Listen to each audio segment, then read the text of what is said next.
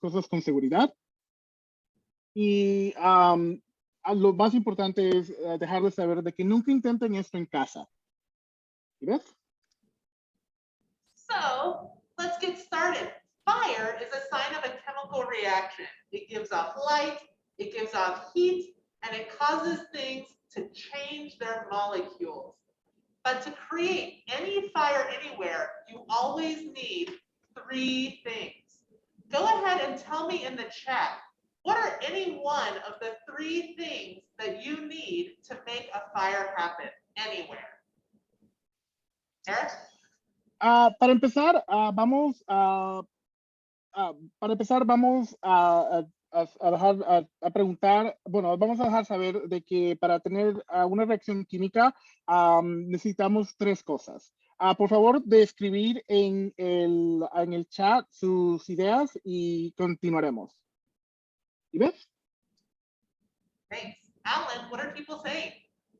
So we have, somebody said heat. Yes, we need heat to start a fire. Somebody said wind. Oh, wind is interesting. We have an oxygen. Yes, most fires need oxygen to keep them going, just like we need oxygen to keep us going.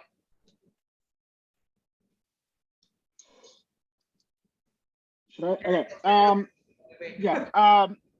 Gracias, Alan, por decir monitoreando lo que la gente dicen. ¿Qué es lo que están diciendo? Bueno, muchas personas dicen que necesitamos fuego, necesitamos calor, lo cual es exactamente lo que necesitamos. También dijeron que necesitamos oxígeno, lo cual es exactamente lo que necesitamos para tener fuego, porque igual que como los humanos, el fuego también necesita oxígeno. Alan? Yvette? All right. We're looking for one more. We're looking for one more. I'm going to go ahead and just give it away so we can get to the fire. We said heat to start a fire. We said oxygen to keep a fire going. But we also need something to burn. And that something to burn is fuel. So for any fire anywhere, you need fuel, you need oxygen, and you need heat. We call those three things the fire triangle. So those three things, oxygen, fuel, and heat, are what work together to make a fire happen. Eric? Exacto, vamos, gracias por adivinar. Y una de las otras cosas que necesitamos, que es muy importante para tener una reacción química, será combustible o algo para quemar. Combinando oxígeno, el calor, el fuego, el calor y combustible, crea el triángulo del fuego. ¿Y ves? So let's combine those things. For the first fire, for the fuel, I'm going to use sugar. Sugar is a great source of energy for fires. You probably know that it's a great fuel for people too, because it gives our bodies lots of energy really fast. The problem with sugar, though, is that sugar is made of a bunch of small pieces that are packed very close together. So it's hard to get oxygen from the air, where we usually get oxygen, in between those pieces of sugar to make a fast fire. So instead, I'm going to use a different oxygen ingredient called potassium chlorate. Potassium chlorate is a powder with lots of oxygen in its molecules, so it'll be really good at coating every piece of sugar with oxygen to make a fast fire. Eric? Para uno de los ejemplos que vamos a utilizar ahora va a ser, vamos a utilizar como combustible, vamos a utilizar azúcar. El azúcar, como saben, es algo que nos da energía, y en este ejemplo vamos a combinar el azúcar con un ayudante el cual es el potasio, cloruro de potasio, y empezaremos con el experimento. Eva? All right, I'm shaking these up. I'm going to pour them into this little cup here.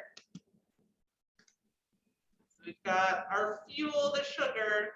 We've got our oxygen from the potassium chlorate. To add the heat, I'm going to use this wire here. This wire is not very hot right now, but I'm going to put it into this fire. I like that because it kind of looks like Harry Potter magic. When I put the wire in the fire, it will get hot enough to start the fuel, the sugar, and the potassium chlorate burning. Eric? Vamos a empezar el experimento. Lo que vamos a hacer es vamos a batir el azúcar y así vamos a poder a combinar, después de batir el azúcar en este frasco, vamos a combinar el azúcar y el cloruro de potasio y lo vamos a calentar con este alambre que no está caliente ahorita, pero si lo ponemos en el fuego se va a calentar y una vez que hagamos esto vamos a combinarlo. Voy a poner todos los ingredientes en esta caja de cual vamos a monitorear y empezaremos el experimento en unos cuantos minutos. Solo vamos a esperar de que el alambre se caliente y una vez de que eso suceda, empezaremos el experimento. All right, here we go.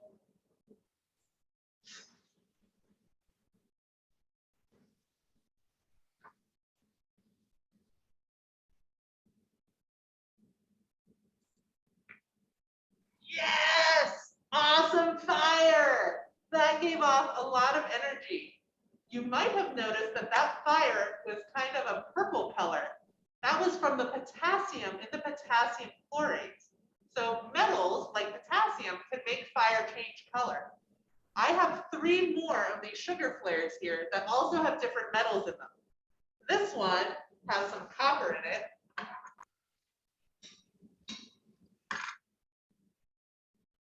This one has some strontium in it. And this last one has some magnesium in it. We can see how these change the color of the fire. And in fact, these are how they change the color of fire in fireworks. I'm going to get my wire hot while Eric tells you more in Spanish. Gracias, Iveth. Como pudimos ver, el fuego, el experimento fue observar. Lo que sucedió fue de que cuando quemamos el azúcar con el azúcar, combinamos el azúcar con el cloruro de potasio y el metal hizo que el fuego, que la llama fuese de un color morado. Vamos a tener diferentes tipos de metales para ver cómo cambia el color. En uno de los experimentos vamos a tener un alambre de cobre. En el segundo vamos a tener un metal de estroncio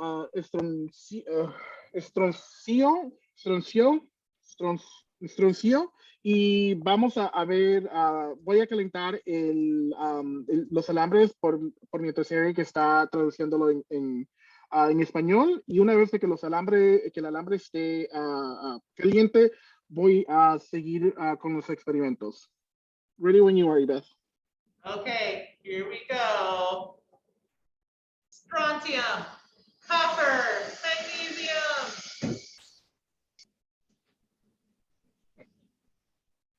Como pueden ver, aquí pusimos el fuego en el, ¿cómo se llama? El metal con el estroncio, con el del magnesio y el del cobre, y se queman a diferentes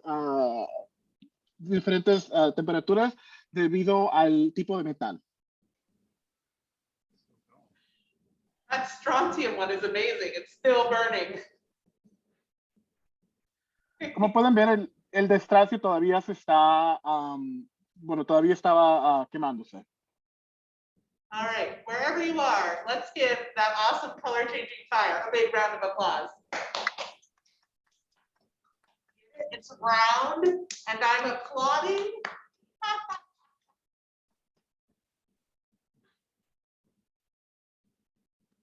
All right.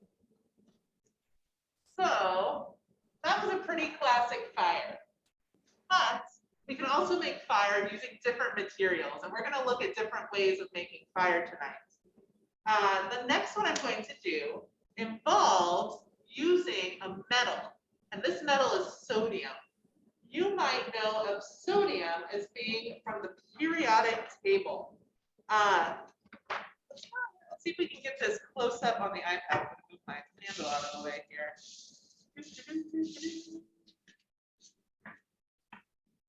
All right. Sorry that my periodic table is a little shiny.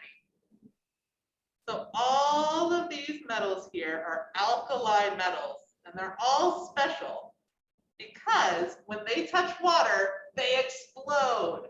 So let's take a look at sodium particularly and see what it does, and then see what happens when we mix it with water. Eric? Como pudieron ver, el metal es lo que hace que el fuego cambie a diferentes formas. Una de las formas, uno de los metales que vamos a utilizar va a ser el sodio, el cual es un elemento que podemos encontrar en la tabla periódica. Como pueden ver en mi tabla periódica, vamos a utilizar el sodio. Y el sodio es uno de los metales alcalinos, lo cual hace que el fuego tenga diferentes reacciones. Ahora vamos a utilizar más sodio para poder ver la diferencia del fuego que vamos a observar en unos momentos. In this jar, I have some chunks of sodium metal. Sodium metal, because it can be so reactive, is kept really well protected in oil in this jar. Como vemos ahorita, vamos a poner en esta taza, voy a poner pedazos, fragmentos de sodio, el cual es muy reactivo y tiene que estar envuelto en aceite para preservar su cuerpo natural. So, sodium is not a very exciting looking metal. And in fact, it looks kind of not very shiny here, kind of dull. But it is interesting because it is soft. I can cut it with my spatula here. Well, maybe I'll cut it with this spatula. Como podemos ver, el sodio no es un metal muy interesante, pero lo que sí es, una de las cualidades que tiene es que es bien, se puede cortar fácilmente.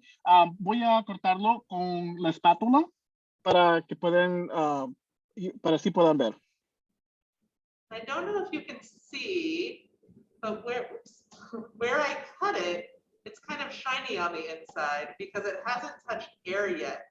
So sodium is so reactive, it even reacts with air. And even as I talk right now, the inside is starting to get less shiny. Sorry, I don't think it's showing up very well in the video. As the fresh sodium reacts with the air. Eric?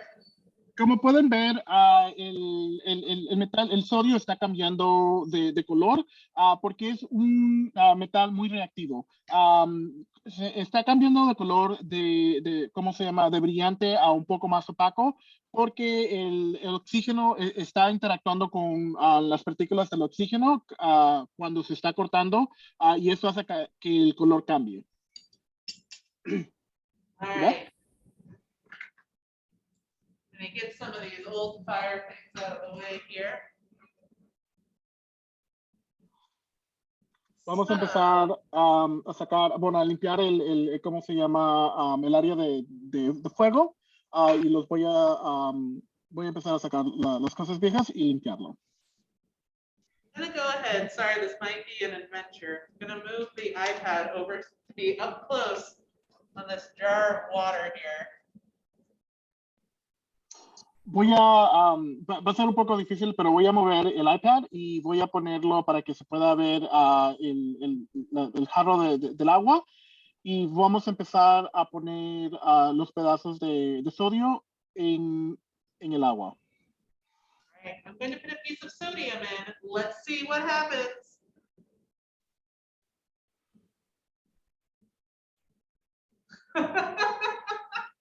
Oh, there it goes.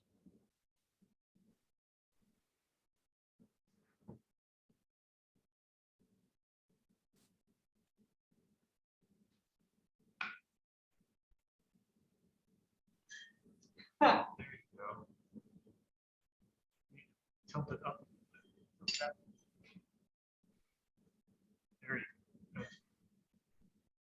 Como pueden ver, al introducir el, al introducir el pedazo de sodio en el agua, vamos a ver la reacción química que tiene. Oops. I'll put another one in. Vamos a poner otro pedazo para que se pueda ver mejor. Yves, could you put the camera a little higher so we can see the better angle, please?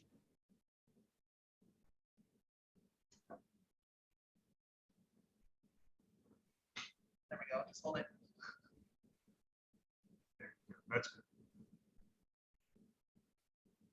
Whoa. So a little unpredictable. That's why I'm a trained professional. Como pueden ver, la reacción fue un poco impredecible. Entonces, por eso es que lo hacemos los profesionales. All right, we can go ahead and take it off from the iPad view there.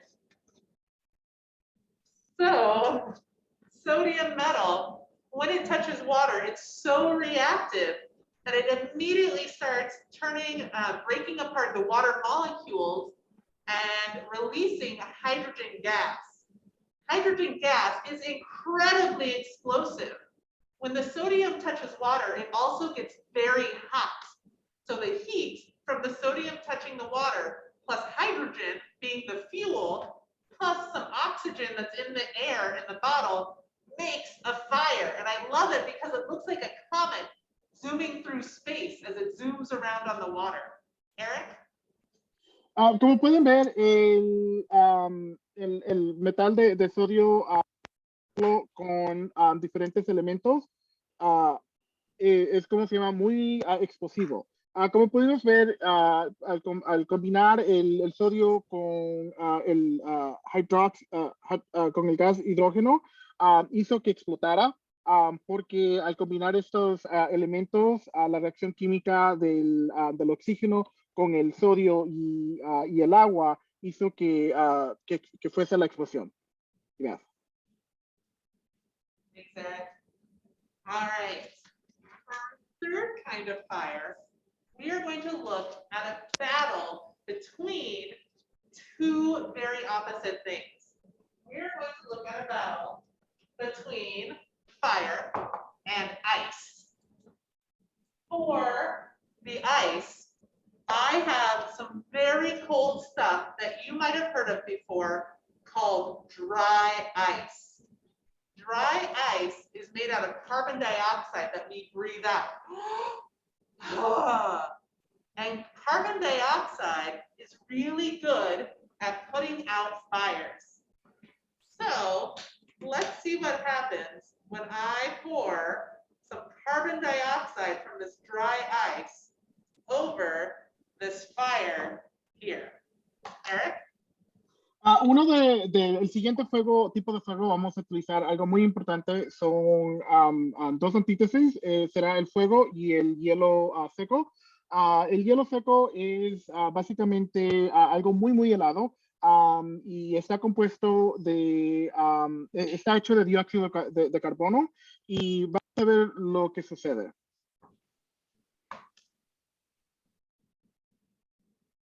So the carbon dioxide puts out the fire in this jar, in this candle. Many fire extinguishers have carbon dioxide in them because it is so good at putting out fires. But this is kind of a normal fire. For the fire that we're going to compare with the ice, I have a special fire that is super hot, and that fire is from magnesium metal.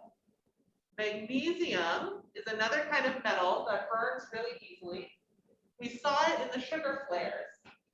And let's see what happens when I set a little piece of it on fire. Eric? Como pudimos ver, el fuego, ¿cómo se llama? El fuego fue apagado por el hielo seco. Y algo importante de saber es de que muchos de los extinguidores de fuego tienen ciertas versiones de hielo hielo seco en ellos y eso hace que el fuego se apague. Ahora vamos a utilizar como diferente reactor, vamos a utilizar el metal de magnesio, así como utilizamos en el principio y vamos a ver el experimento. Magnesium burns at 4,000 degrees Fahrenheit. El magnesio se quema en 4,000 grados de Fahrenheit. And it's so bright, it's kind of like looking at the sun. Let's see if I can get this last little piece on here to burn. Oh, there it goes. Es muy brillante, es como que si estuviésemos viendo, observando el sol. So, for this fire battle, I'm going to put up against each other dry ice and magnesium metal burning, and we are going to see which one wins. Now, dry ice is super cold, so I'm going to wear these special gloves to protect my hands. En esta batalla de fuego vamos a ver cuál se quema, cuál quema mejor. Vamos a poner el fuego seco, hielo seco, y también lo vamos a poner contra el magnesium para ver cuál elemento se quema mejor. El hielo seco es muy, muy frío, por eso me voy a poner guantes para poder sacar un pedazo.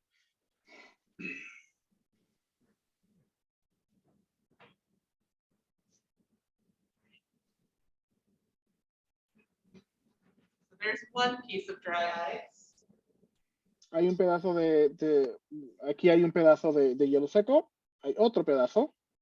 Here's the other piece. Let's go ahead and keep it on the main camera for this part because it'll be a little bit bigger than those other ones. So there's a hole that I carved out in the middle of the dry ice. I'm going to fill it with little pieces of magnesium. Hice un hoyo, un orificio en el medio del hielo seco y vamos a rellenarlo con pedazos de magnesio y vamos a observar la reacción que tiene.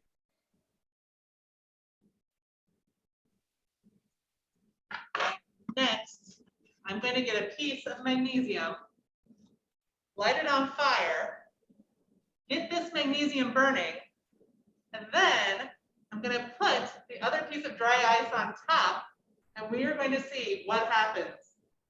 Does the dry ice immediately put out the fire? Or does the magnesium in and keep burning inside?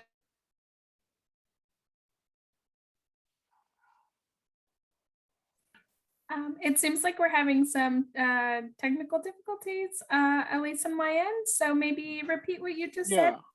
Oh, yeah. All right. So here's the magnesium. I'm going to burn a piece of magnesium and put it on top so that it starts it burning. Then I'm going to put the other piece of dry ice on top, and we are going to see what happens, which one wins. The magnesium burning or the dry ice, the carbon dioxide, really good at putting out fires. Ahora lo que vamos a hacer en este experimento siguiente es a calentar este pedazo de metal y voy a incendiar, lo voy a poner en el hoyo que rellenamos con magnesio y luego voy a poner la otra parte de hielo seco encima y vamos a observar cuál de los dos elementos se quema más rápido. You can go ahead, Yvette. All right, here we go.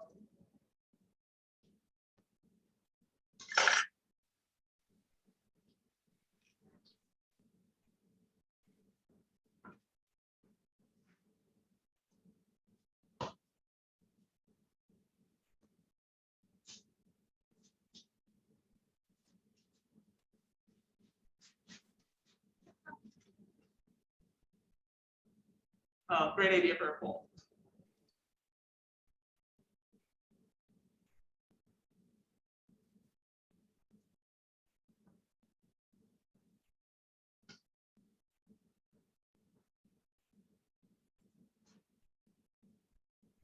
Oh, still going, still glowing.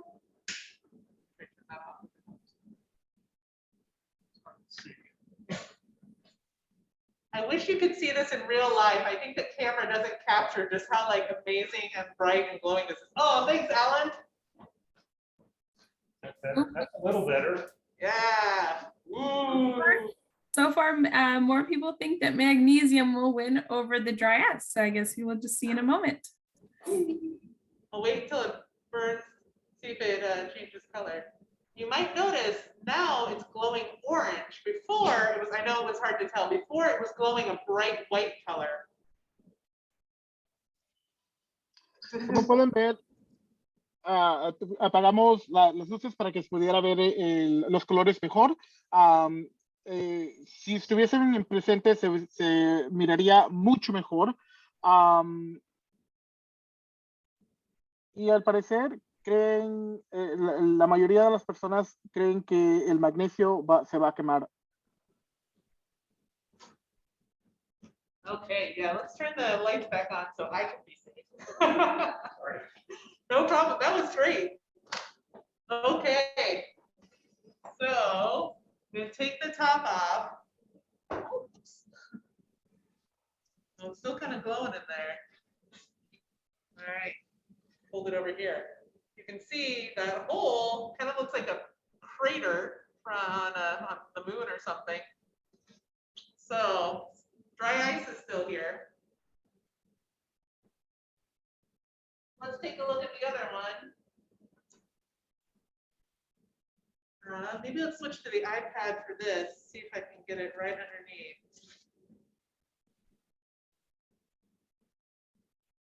All right, so that magnesium metal, when it started out, was kind of a gray, shiny color, like a lot of metals. Here's what's left behind. Oh, it's still hot, I can see it glowing. Kind of like an inside out Oreo. This black stuff is pure carbon. The magnesium burned so hot, it actually burned the carbon dioxide, took the oxide part, the oxygen, out of carbon dioxide, and left behind just the carbon part. So this is actually burned dry ice ash that we see here, this black stuff. So amazing. Eric? Sorry, would you say which one burned out first, you said? All right, truth be told, it's kind of a partnership. Ok, como podemos ver, no se sabe cuál de los dos elementos se quemó rápido porque los dos se quemaron, se combinaron y se quemaron. La cosa negra que ven acá es básicamente carbón, lo cual es el residuo del hielo.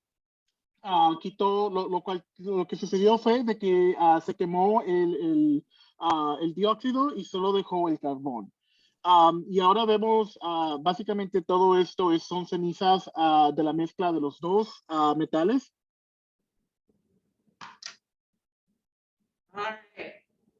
So I don't know who we should say won. I think the magnesium won because it managed to burn carbon dioxide. And if carbon dioxide is used in fire extinguishers, obviously good at extinguishing magnesium. En realidad no podría decir con cierta ciencia cuál fue el que se quemó primero, pero se puede decir de que fue el magnesio porque el magnesio logró quemar, logró quemar el dióxido, lo cual hizo de que solo dejara el carbón. Esto es lo que sucede muchas veces con los parafuegos.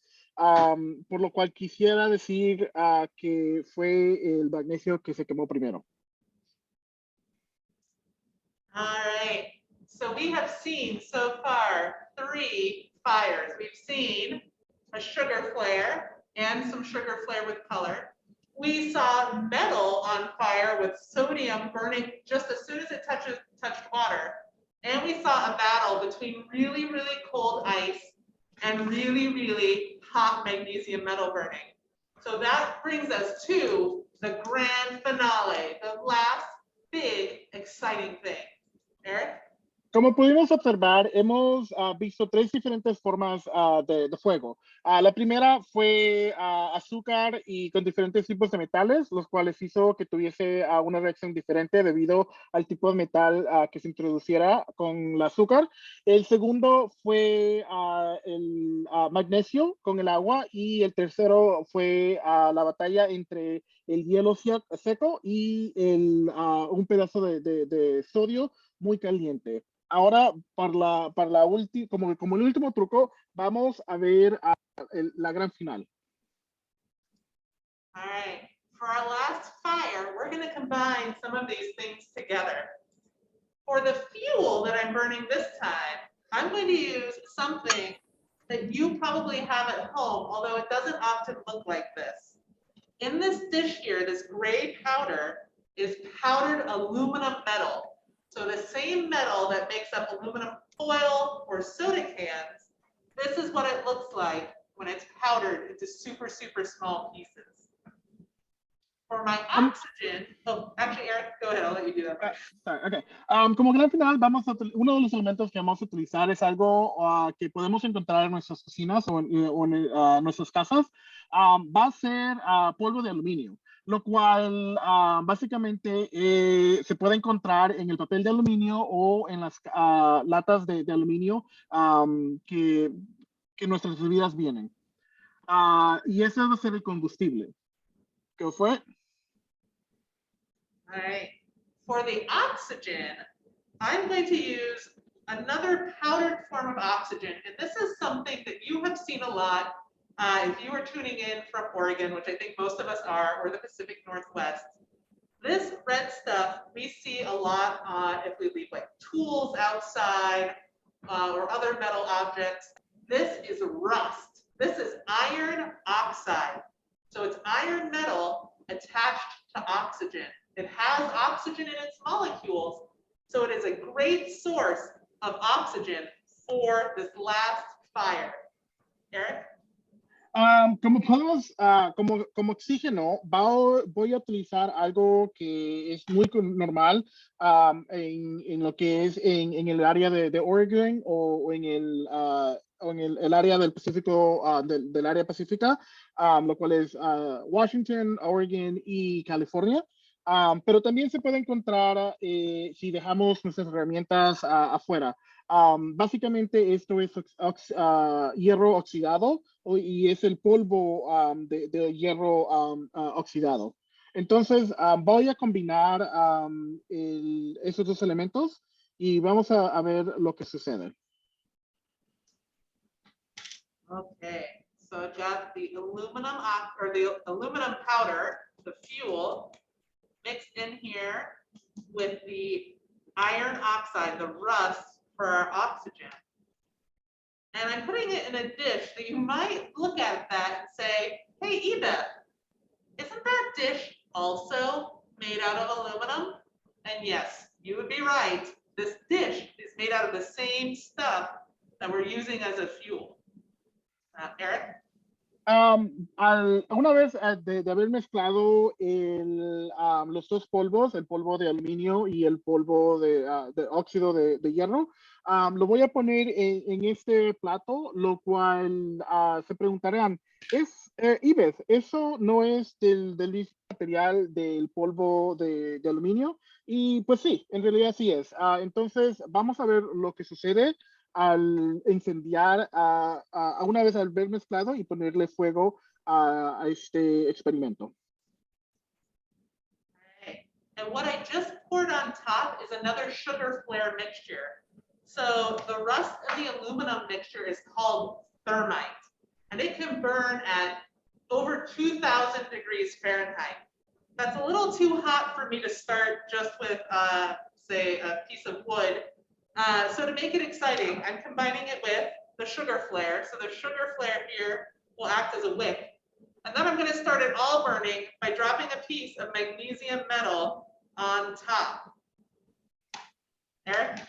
Lo que acabo de hacer es combinar la mezcla de polvo de hierro y de aluminio con un azúcar, con un polvo de azúcar, lo cual básicamente la mezcla es el Bernamite. Y vamos a mezclarlo y a ver qué es lo que sucede. Okay, Alan is going to turn the light off again. I'll leave this light on so I can see. Alan va a apagar las luces para que podamos ver la reacción con mucho colores mejores. Okay, so here we go. The grand finale. I wonder if I can move that over so you get a better view. Get my hair in the fire. All right. Make sure you get the best view possible for our last cool thing. Estoy tratando de posicionar That looks good. That's good. Yeah. el área para así poderlo ver mejor. Y vamos a incendiar nuestra mezcla. Okay. Thermite. Here we go.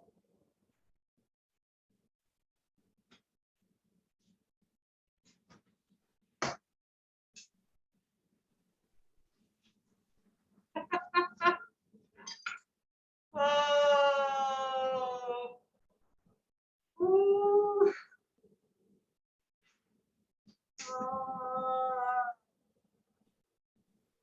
All right. Oops. I'm gonna move the iPad. Alan's gonna turn the light back on. I'm gonna move the iPad. Sorry if this makes anybody nauseous. To look into the bucket here. Those glowing bits are pieces of molten iron metal.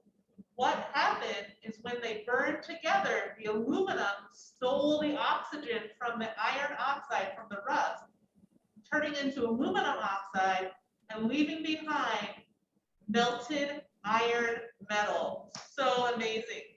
Eric? Vamos a lo que estamos observando es el pedazo de fuego que se está, del lumino que se está viendo, es básicamente el hielo, el hierro derretido, y eso hace de que el color se vea muy interesante. So cool. Thermite is often used in underwater welding because it is so hot and it has its own oxygen source. It can even burn underwater. Same for magnesium. If you have enough magnesium, I should have said this with the other one, if you have enough magnesium burning, it can not only burn carbon dioxide, it can also start burning water. So we saw some really awesome fires today. Fires that can change color, fires that happen when metal touch water, and fires that come from really hot burning metal. Eric? Como pudimos ver, ¿cómo se llama? En el último experimento, si tenemos suficiente de ese tipo de mezcla, es lo que también se utiliza en la soldería debajo del agua. Y como pudimos ver, vimos diferentes tipos de fuegos donde, dependiendo los elementos, las llamas cambiaban. All right, and at this point, I can open it up to questions. Alan told me there's already a question of what happened to the aluminum tin? It totally burned through. Not so good for making pie anymore. Whoops. En este momento vamos a tomar preguntas. Alan me ha dejado saber de que la gente está interesada en saber qué le pasó al plato de aluminio. Bueno, como podemos ver, ya no existe, y lo cual fue porque se quemó totalmente. Right. Alan, are there any other questions in the chat? Yeah, right now it's a great time. If you have any questions for our amazing presenter, feel free to ask them either in the chat. Yeah.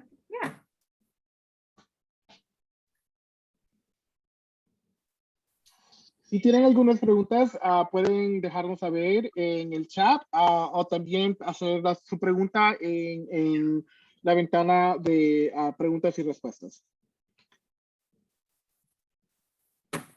Alex, I have a question for you. Or not Alex, Yvette. Oh my goodness, my bad. Yvette, what was your favorite experiment to do today? Oh, what was my favorite? I really love fire and ice because dry ice is amazing.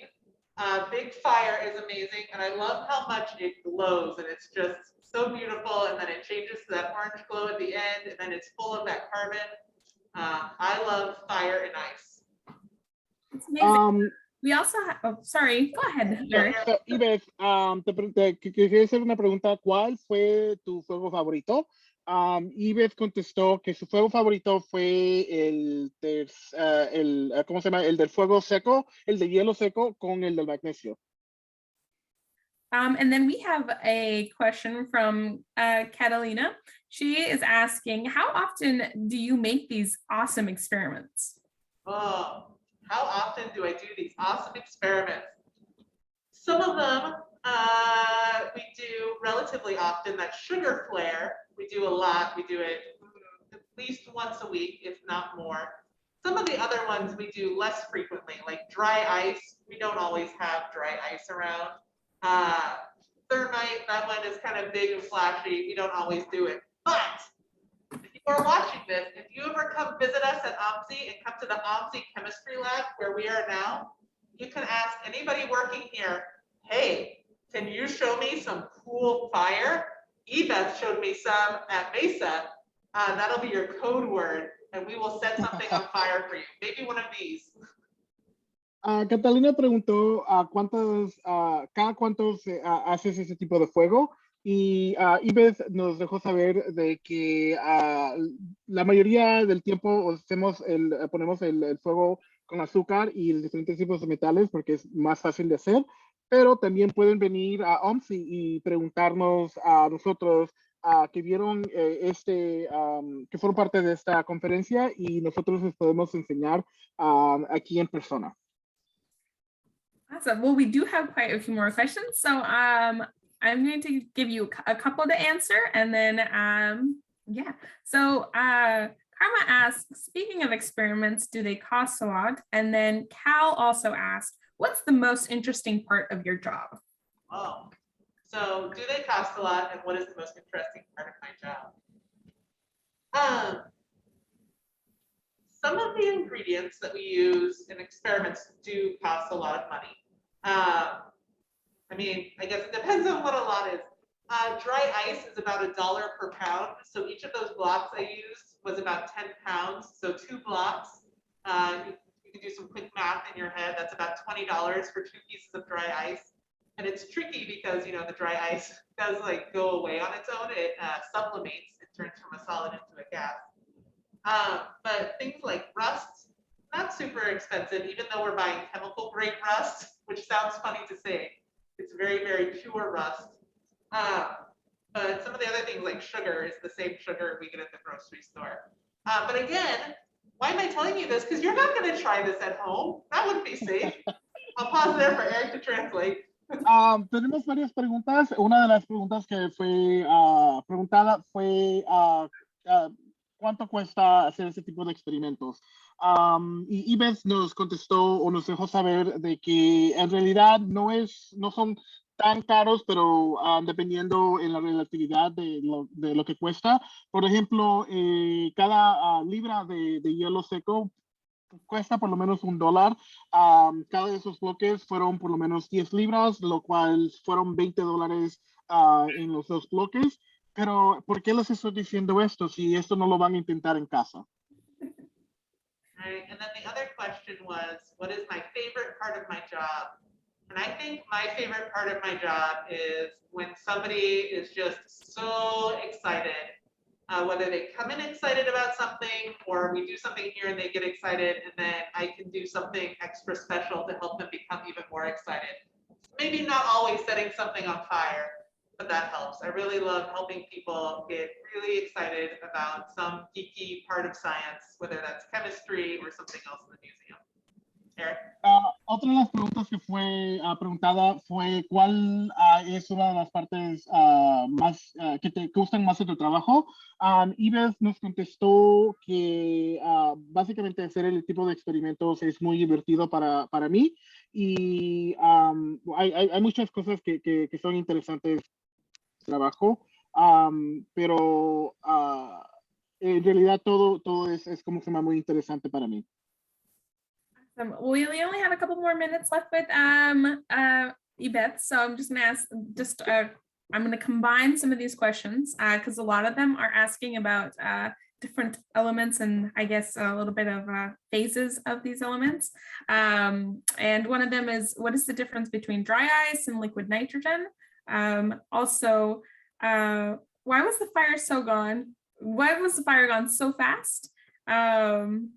And what was your favorite thing to mix? All right, so difference between dry ice and liquid nitrogen. Why did the fire go so fast? And what's my favorite thing to mix? Difference between dry ice and liquid nitrogen. Dry ice is made out of carbon dioxide. Carbon dioxide is not very stable as a liquid. It's very dangerous as a liquid actually, and it would much rather go directly from a gas into a solid. We tend to think of things as starting out as a solid and then melting into a liquid. Like we think of water, ice melts into water, and then we heat it up and it evaporates into steam. Dry ice or carbon dioxide skips a step. It goes straight from being a solid to a gas, or if we're cooling it down from a gas into a solid. As a solid, it's about negative 212 degrees. No, I forgot how cold dry ice is. Liquid nitrogen is made out of a different gas. It's made out of nitrogen gas. Most of the air around us is nitrogen gas. It can be relatively stable as a liquid when it's down in the, I think, negative 320 degrees Fahrenheit. So they are made out of different substances, and different substances behave differently at different temperatures. I'll pause so Eric can translate that. So una de las preguntas que preguntaron, bueno, tres preguntas antes de dejar ir a Yvette. Una de ellas fue, ¿cuál es la diferencia entre el hielo seco y el líquido? Where's that one?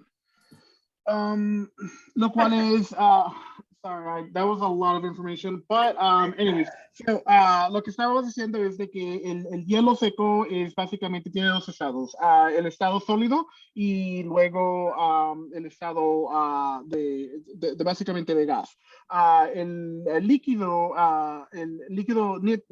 nítrico, nitrogen liquid, el líquido nitrogen, solo tiene básicamente un estado, lo cual es bueno, dos estados de cuáles de ser líquido y pasa a ser gas, pero en el hielo seco se quema más rápido porque tiene, ¿cómo se llama? Algo que los elementos son más rápidos de quemar. All right, the second question, why did the fire go so fast? When things, so fire is a reaction. Some reactions it's just easier for them to happen. I will not go into details for Eric's sake, but they are more energetically favorable. It's just easier for the energy for those reactions to happen. Some of those fires were really fast because it was easier for them to happen. So rust and aluminum, very fast. They were also powders. Powders react really fast. Magnesium and dry ice, a little bit slower. It is hard for the magnesium to burn the carbon dioxide. All right, Eric. Sorry, what was the question again? It was, why did the fire go so fast?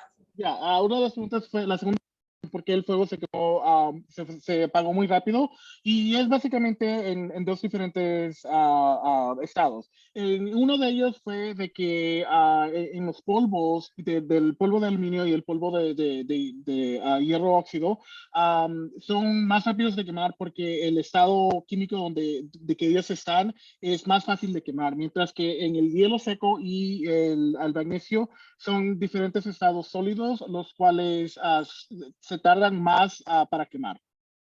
¿Y Beth?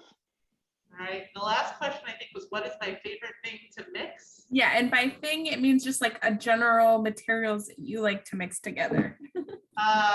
Cookie dough ingredients. Awesome, which is a chemistry. Totally chemistry.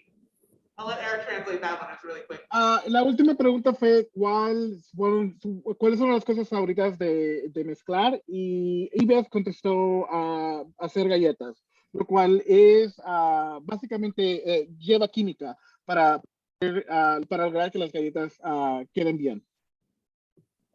Yes, and with that, thank you so much, Beth and Alan, for putting on this amazing presentation for us. Thank you so much. I love working with Mesa. I hope you all have a great rest of your year and happy holidays for your folks who are celebrating. Thank you. Gracias, Beth y Alan, por acompañarnos esta noche, y que tengan una buena noche de parte de Alan y Beth. Y felices fiestas.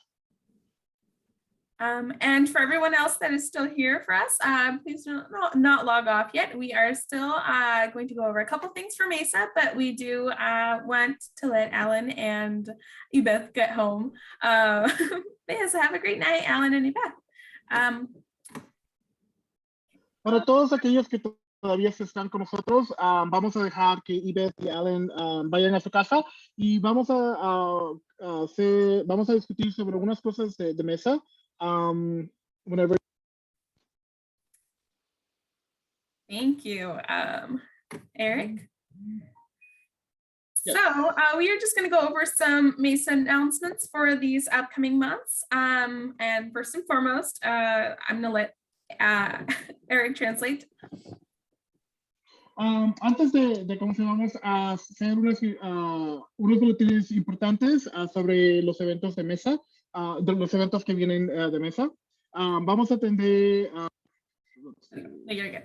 Mesa is hosting our first ever college week in January. Learn more about colleges around Oregon and the West Coast, and speak to admissions counselors and students of these schools. Learn more about scholarship opportunities and tour the schools virtually. We have representatives from the following schools that will be attending, which are PCC, Oregon Institute of Technology, University of Portland, Humboldt University, and Clark College. And to sign up for these college visits for each day of the week, you can check out My Mesa or Mesa Every Day. Mesa es la sede de va a ser la sede de nuestra primera semana virtual de colegios en enero. Aprenda sobre más universidades alrededor de Oregon y la costa oeste. Hablen con los consejeros de admisiones, hable con consejeros de admisiones y los estudiantes. Aprenda sobre oportunidades de las becas y visite las escuelas virtualmente. Tendremos representantes de las siguientes escuelas: Portland Community College, Oregon Institute of Technology, University of Portland, Humboldt University, and Clark College. Para registrarse, visite para visitas virtuales a las universidades cada día de la semana. Visiten mymesa.org or Everyday Mesa. Thank you, Eric. Next, we have an Invention Bootcamp announcement. Invention Bootcamp is our 4-week invention camp for high school students led by Dr. Gary. I don't know how to pronounce this last name, hosted at BSU College of Engineering. The camp will be in July 2022. Fill out the interest form and we will send you more information. Invitación, también tenemos, estamos emocionados de anunciar de que tenemos una Invention Bootcamp, el cual es un campamento de inventos de 4 semanas dirigido por Dr. Gary, Reckentenwald, el cual es facultad de la ingeniería de PSU.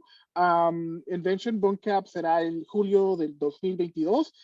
Llenen el formulario si están interesados y te enviaremos más información. Yeah, so I believe the URL for signing up for Invention Bootcamp can be found in the chat. El enlace para este formulario si están interesados, lo pueden encontrar en el chat. Also, we are going to be celebrating Demo Day. Save the date for Demo Day. It will be held during Engineering Week, which will be February 21st through the 26th. Demo Day is our community showcase where we show, obviously, students' projects to the community and get feedback from the community members. To celebrate all the hard work that our students have been doing throughout the week, throughout these weeks, and then announce our competition winners, we will be having a ceremony on Saturday. We encourage all guests to attend our public award ceremony on Saturday, February the 26th from 11 to 12 p.m. And to register, you can use the QR code on the screen. No se olviden de guardar la fecha. El día de demostración Demo Day se llevará a cabo durante la semana de ingeniería en febrero del 21 de febrero hasta el 26 de febrero, el cual es Demo Day, en nuestra exhibición comunitaria donde nuestros estudiantes presentan sus proyectos de invención y obtienen comentarios de la comunidad.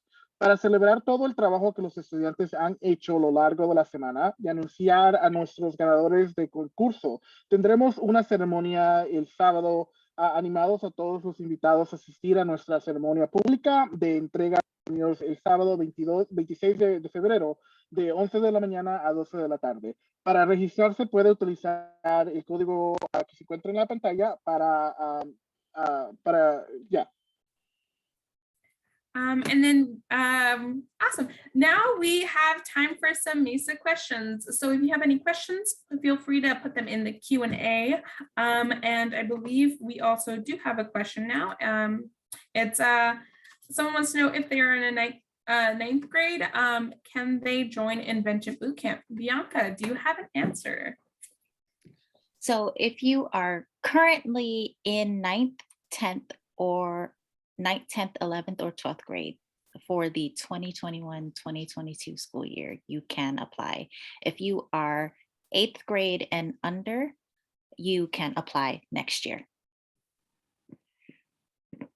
Gracias de nuevo, gracias a todos por acompañarnos hoy. Esperamos que haya disfrutado esta presentación al igual que nosotros. Usted puede encontrar más información y los enlaces de la grabación de hoy y los próximos eventos. No, my bad. Tenemos más preguntas para mesa. Una de las preguntas fue si los estudiantes están en el 9º grado, si ellos pueden asistir al bootcamp. Bianca nos dejó saber de que si son estudiantes del 9, el 10º y el 11 grado pueden inscribirse para el bootcamp del año escolar 2021 al 2022. Si eres un estudiante del 8º y más abajo, tienes que esperar hasta el próximo año estudiantil. Thank you, Eric. I believe we do have another question. Okay, so if you are currently in 8th, you are not eligible until next year to attend Invention Bootcamp.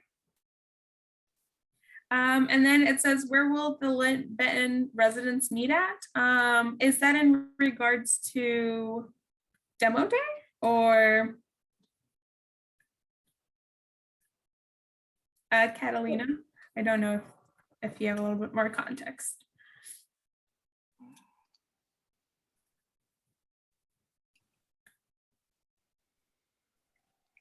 Yeah, Catalina, if you can expand on your question and put it in the chat so we can see.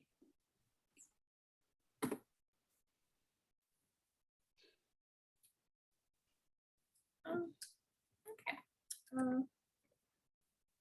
Are there any other questions for tonight? ¿Alguien tiene alguna otra más preguntas para nosotros?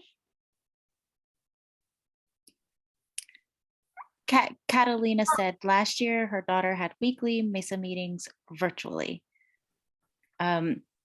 Catalina, your daughter should talk to the Mesa teacher at their school, and the teacher will tell them where the meetings will be.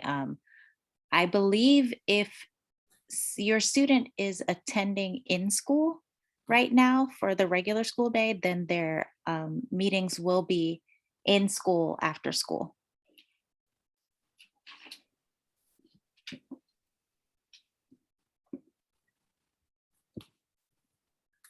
Okay.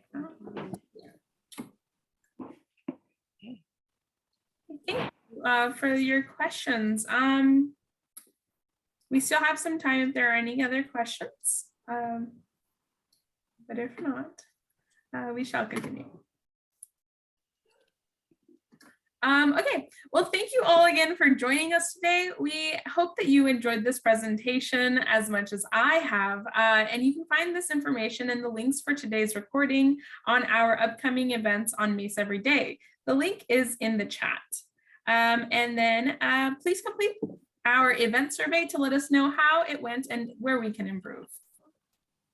Gracias de nuevo a todos por acompañarnos esta noche. Esperamos que hayan disfrutado de esta presentación al igual que nosotros.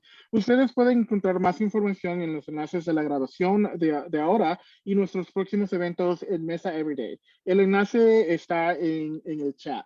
Completa nuestro formulario de encuesta sobre eventos para informarnos de cómo se realizó y cómo podemos mejorar. That we're doing the last one? No, yeah, right? Yeah, and then, yeah. Okay. Gracias a todas las personas que han podido unirse ahora con nosotros, unirse con nosotros ahora. Pueden enviarnos las preguntas a ormesa@pdx.edu. Esperamos verles pronto. Thank you all, and thank you all to all the people who were able to join us today. And for further questions, you can always email us at ormesa@pdx.edu. We hope to see you all again soon. Goodbye. Adios.